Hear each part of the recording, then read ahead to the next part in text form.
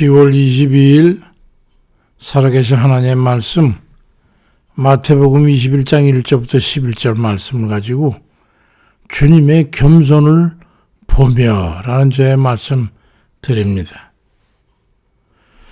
우리 대한민국의 위상이 높여지면서 말이죠. 기이한 현상들이 일어나고 있는데 그 중에 하나 그 용어 중에 그런 말 있잖아요. 국뽕이라는 말. 저도 그게 처음에 무슨 말인가 해가지고 우리 아들한테 물어봤더니 국가 플러스 실업뽕 이게 합쳐진 말이라는 거예요. 그래서 이게 무슨 소린가 했더니 국수주의, 자기 나라를 우선으로 하는 말이죠. 극우적인 국수주의나 민족주의 이게 심해져가지고 타민족을 배타하고 자국만을 최고라고 여기는 그런 행위를 그렇게 일컫는다는 거예요. 그게 나쁜 의미로 사용된 건 아니지만 실제는 나쁜 의미죠. 이게 적극적인 사고방식 고양을 위해서 자신감을 배양하기 위해 의도적으로 교육 훈련하는 자신감, 또 뭐 적극적인 사고, 용기 이런 등등의 용어들이 친숙해지는 뭐 그래가지고 좋은 영향을 받는 건 좋은데 그게 잘못해서 잡봉이 되기 십상이기 때문에 인간의 속성이 그렇잖아요. 자기 자존심이 높아지면 자만심이 되고 이런 거죠. 자부심 간다는 게 다른 상대의 마음에 상처를 주고 자기 주장을 위해서 다른 사람을 함부로 짓밟고 말이죠. 자기 노를 위해서 상대의 의견은 뭉개버리는 이러면 그 남는 건 패망뿐이죠. 그래서 우리 선생님이신 주님께 정답을 찾아야 돼요. 공산주의 이론가인 칼막스나 레닌이 주장했던 사회주의 공산주의 이론에 사용된 용어 중에 그런 말 있잖아요. 생존경쟁이라는 말. 이게 공산주의에서 생긴 말이거든요. 마르크스 레닌주의 그 교과서에 나온 말이에요. 거긴 경쟁 상대를 죽여서라도 나를 내세워야 되는 거예요. 죽기 살기니까 말이죠. 그 결과로 인간성을 상실했고 사회성도 무너졌잖아요. 삶이라고 하는 소중한 공동체가 흡사 전쟁터로 바뀌게 된 거예요. 그런 사람들은 결코 행복할 수가 없죠. 화합과 양보와 희생 같은 그런 선의의 따뜻한 마음은 없고 눈에 불을 켜야 되는 투쟁만 있는데 거기에 무슨 감사가 있어요? 화합이 있습니까? 서로 위해서 사랑하고 이해하고 격려하고 도와주고 희생하고 그런 게 있을 수 있냔 말이에요. 없어요. 모든 행위가 경쟁으로 자신이 이겨서 승리해서든 결과물이 되어야 되기 때문에 거긴 감사 같은 건 있을 수가 없는 거예요. 공산주의 사회는 감사가 없어요. 우리 사람들 중에도 공산주의 치하에 사는 사람들 많이 있잖아요. 감사를 모르는. 이 겸손하고 화합하는 자만이 감사할 수 있는 거예요.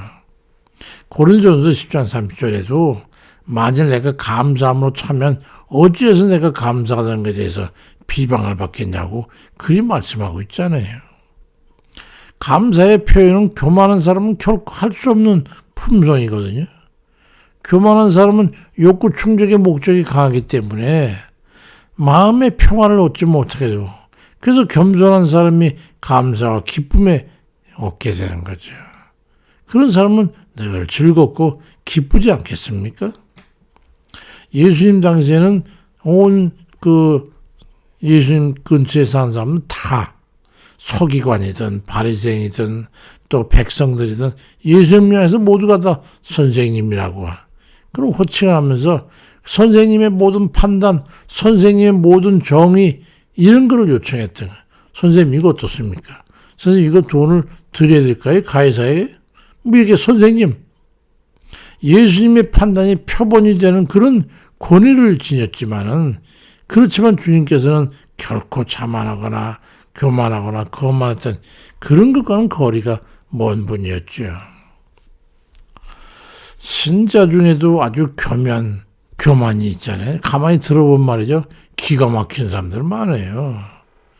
하나님 앞에서 건방 떠는 그런 신자들이요.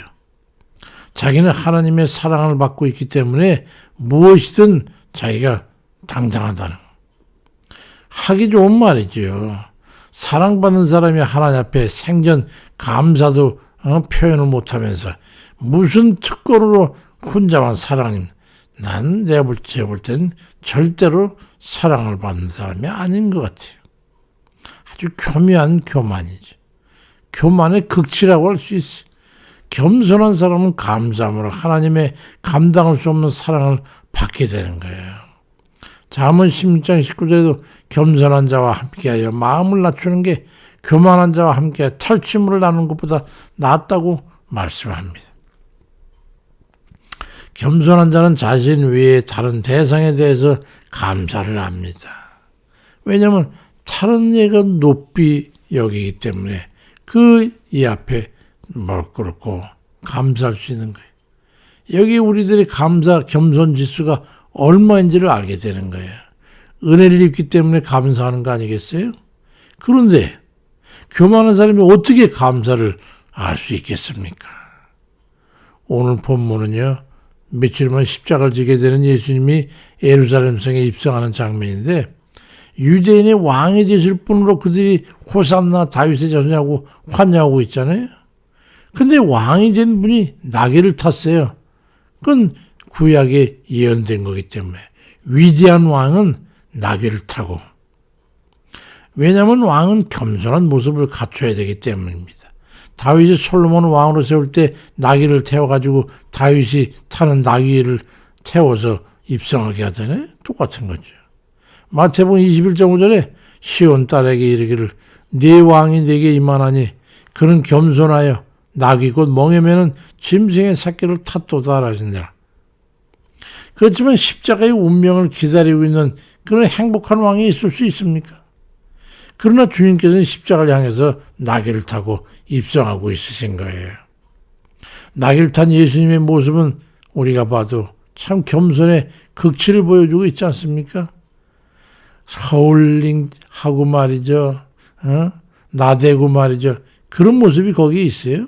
없어요. 주님은 기뻐하지만 그 속엔 어떤 마음이 있었는지 다 아시죠?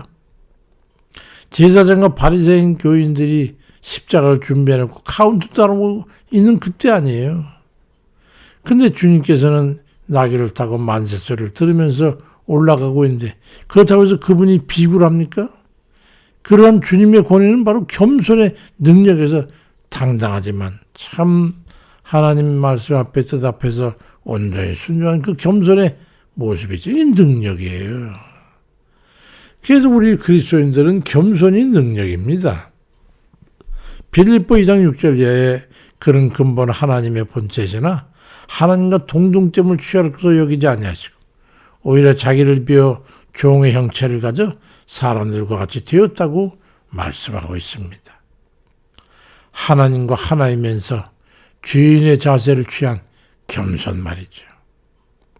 마태복음 26장 53절에도 너는 내가 내 아버지께 구해서 지금 12영 더 되는 천사를 보내시게 할 수 없는 줄 아냐? 그리 말씀하고 있어요.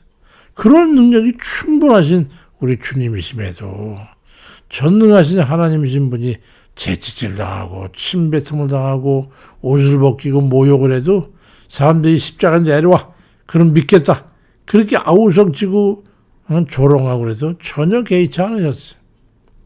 그건 자신이 마땅히 그럴 자로 여겼기 때문에 도살장으로 이끌어간 양처럼 여겼기 때문에 정말로 다소곳하고 겸손할 수 있었어요. 묵묵히 당할 수 있었단 말이죠. 우리는 어쩌면 그 반대 때문에 세상에 발악하고 그런 거 아닐까. 이사야 53장 7절에도 그가 곤욕을 당하여 괴로울 때에도 그 입을 열지 아니하였으며 마치 도수장으로 끌려가는 어린 양과 털 깎는 자 앞에 잠잠한 양같이 그 입을 열지 아니하였다. 얼마나 겸손한 그런 모습이에요. 그게 겸손이에요. 이를 빡빡 갈면서 말이죠. 이를 뽀득뽀득 갈면서 참고 있는 건 겸손이 아니죠. 겸손과 거리가 멀어요. 주님께서는 죽기까지 복종하셨거든요. 십자가에 달리기 전 겟세마네 동산에서 기도하실 때에도 마가복음 14장 30절에 아버지여 아버지께 모든 것이 가능하오니 이 잔을 내게서 옮기시옵소서. 그러나 나의 원대로 마시옵고 아버지의 원대로 하옵소서. 그렇게 기도하셨어요. 이것이 힘이 모자라서나 능력이 없어서가 아니었잖아요. 하나님 뜻 앞에 자신을 무조건 알았습니다. 순종하신 거예요. 낮추신 거죠. 겸손하잖아요. 우리도 하나님 뜻 앞에 온전히 순종합니까? 때로는 사태질해가 무슨 말이죠. 하나님의 절대성 앞에 온전히 복종할 수 있느냐 말입니다. 그래서 복종의 덕을 이해하지 못하는 사람은요, 불행한 거예요. 하나님의 뜻을 거역해서 패망에 이를 것이기 때문에 불쌍하잖아요. 또 하나는 십자가 죽으심입니다. 십자가에 달려 죽으신다고 해서 누가 알아줍니까? 뭐 보상금이 나옵니까? 뭐 복지부에서 무슨 뭐 연금이 나옵니까? 그럼에도 불구하고 전적으로 하나님 앞에 맡기고 십자가에 달려 돌아가시는 거예요. 하나님 뜻에 온전한 순종, 이게 겸손이죠. 자신을 하나님 앞에 진정으로 낮추는, 죽기까지 복종하는 겸손 말이죠. 그 예수 그리스도를 닮다는 것은 전적인 복종을 실행하는 겸손으로 해야 되는 거예요. 우리 그런 모습을 갖춰야 되는 거죠. 그분 앞에 죽을 수도 있고 충성할 수 있고 희생할 수 있기 때문에 기꺼이 수용하는, 하나님의 뜻을 수용하고 받아들이는 그 겸손이 필요한 거예요. 그걸 하나님이 기뻐하시는 거죠. 그럴 때 우리가 그분의 신앙하는 이들로 여김을 받게 될 겁니다. 우리가 겸손한 주 예수 그리스도를 믿는 그의 백성들 아니겠어요? 그렇다면 그분에게 뭘 배워야 됩니까? 겸손을 배워야 되지 않겠어요? 사실 우리들의 구원도 겸손해서 이루어지는 거잖아요. 우리 자신이 죄인이라는 정말 진실한 각성이 있어야 될 때 구원받는, 그게 바로 올바른 겸손이죠. 그러니까 진실한 겸손으로 구원에 이르게 되는 거예요. 자신의 죄에 대해서 무능력하기 때문에 나를 위해 죽어준 주님을 의지해서 해결 안 받는 거죠. 내가 무슨 죄가 있냐고 하는 거만한 사람들, 그들은 구원이 없죠, 당연히. 처절한 죄의 뉘우침과 주님의 공로를 의지할 때 거기에 하나님의 긍휼과 용서가 있는 거죠. 온전한 겸손을 이루어서 주님 앞에 영생복락 구원의 길에 이르는 그런 이들 다 되시길 주의 이름으로 축원드립니다. 아버지, 우리가 헛된 날들, 지나온 날들에 아버지 앞에 아버지 팔짱을 끼고 대들고 소리치고 고래고래 아버지 가슴 쥐어뜯으면서 발악하던 그런 날이 있었음을 아버지 기억하시죠. 아버지 용서해 주세요. 하나님, 그땐 정말 너무도 어렵고 힘들어서 그랬던 것을 아버지 용서해 주세요. 이제는 아니죠. 주님, 주님 앞에 그저 감사할 뿐이고 주님의 은혜에 대해서 무슨 일이 있어 어떻게 우리가 그걸 갚을 수 없다는 그런 한계를 깨닫고 맨날 그저 저희들은 빚진 자로 주님 앞에 있을 뿐입니다. 이제야 깨달아서 겨우 주님 겸손한 모습이라도 취할 수 있게 됐어요. 아버지, 이제는 저희들을 받아주시고 우리 온전한 구원의 길에 있으며 우리 주님 세상에 속한 모든 악한 그런 이제 권세에서 당하는 여러 가지 어려움과 난관, 그런 것조차도 주님 의지하지 않고서 우리는 아무 힘도 능도 없다는 것을 알고 주님 앞에 고백할 뿐입니다. 주님께서 긍휼히 여겨주시면 바라고요. 아버지께서 붙잡아 주세요. 특히 병든 이들 하나님 붙잡아 주세요. 모든 가정사 또 개인에 있어도 난관과 환난과 실패와 참 낙심 가운데 어찌할 바를 알지 못하고 있어. 그건 겸손한 이들이에요. 아버지, 자기 힘과 함이 없는 능력으로 아무것도 할 수 없기 때문에 주님만 바라보는 그들의 눈빛을 아버지 외면치 마시고 거둬주세요. 하나님, 그들을 붙잡아 주세요. 자비와 긍휼을 베풀어 주세요. 아버지, 오늘도 주님 바라보는 자들 그 눈빛을 아버지 헤아려 주실 줄 믿사옵고 예수 그리스도의 이름으로 기도드립니다. 아멘입니다.